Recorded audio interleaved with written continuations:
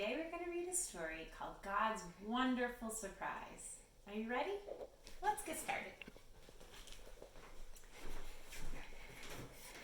Jesus' friends were sad.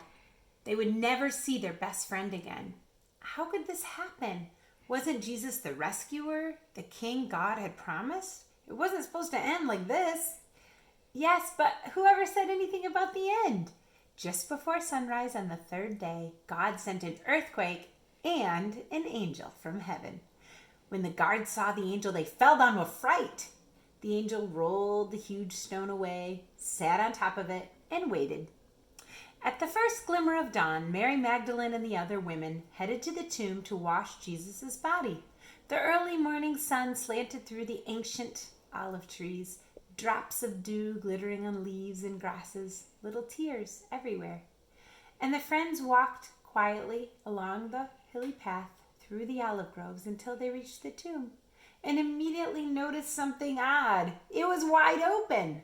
They peered through the opening into the dark tomb, but wait, Jesus' body was gone.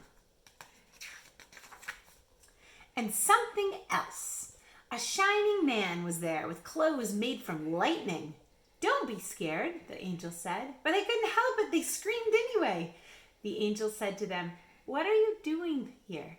This is a tomb, and tombs are for dead people." The women couldn't speak. "Jesus isn't dead anymore," he said. "He's alive again." And their hearts leapt, and then the angel laughed with such gladness that they felt for a moment as if they'd woken from a nightmare. The other women rushed home, but Mary stayed behind. How could it be true? Jesus was definitely dead. How could he be alive? Just then, Mary heard someone else in the garden. Perhaps it's the gardener, she thought. He'll know where Jesus' body is.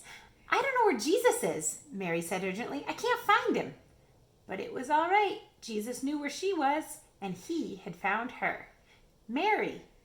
Only one person said her name like that. She could hear her heart thumping. She turned around. She could just make out a figure. She shaded her eyes to see and thought she was dreaming. But she wasn't dreaming. She was seeing Jesus. Mary fell to the ground. Sudden tears filled her eyes and great sobs shook her whole body.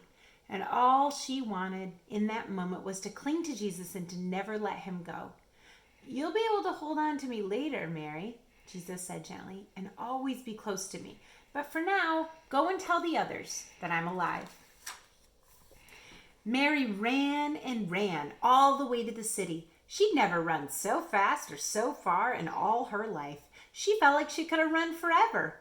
She didn't even feel like her feet touched the ground. The sun seemed to be dancing and gleaming and bounding across the sky, racing with her and shining brighter than she could ever remember in the clear, fresh air. And it seemed to her that morning as she ran almost as if the whole world had been made anew, almost as if the whole world was singing for joy. The trees, tiny sounds in the grass, the birds, her heart. Was God really making everything sad come untrue? Was he making even death come untrue? She couldn't wait to tell Jesus' friends. "They won't believe it," she laughed. She was right, of course.